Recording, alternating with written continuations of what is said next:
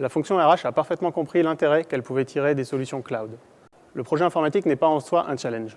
Désormais, en fait, la question c'est plutôt quel projet cloud va mener la fonction RH.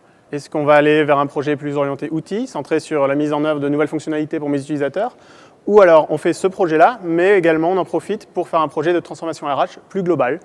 Nous avons accompagné de nombreux clients dans des projets de cloud RH.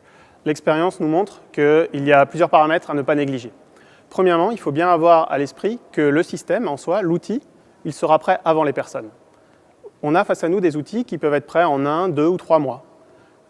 L'outil étant prêt, ce n'est pas pour autant que les utilisateurs, que les parties prenantes RH vont être prêts à l'utiliser.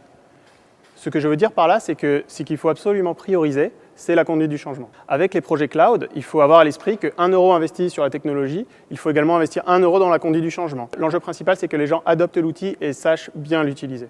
Tout dépend de ce que l'entreprise veut faire. Soit on a face à nous une entreprise qui est très fière de ses processus, qui les a déjà bien travaillés et qui souhaite les voir adaptés dans l'outil. Et à ce moment-là, il faudra mener une étape obligatoire d'analyse de l'écart pour voir comment l'outil peut le mieux répondre aux besoins et aux processus du client.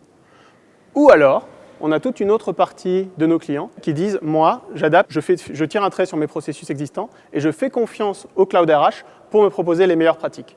Donc, et le Cloud RH permet ces deux éléments-là. S'il y a 3 choses à retenir, c'est la préparation, la préparation, la préparation. Préparation en termes de processus, préparation en termes de formation auprès des utilisateurs. Notre recommandation serait de s'appuyer sur un partenaire global qui puisse aider la fonction RH dans toutes les étapes du projet.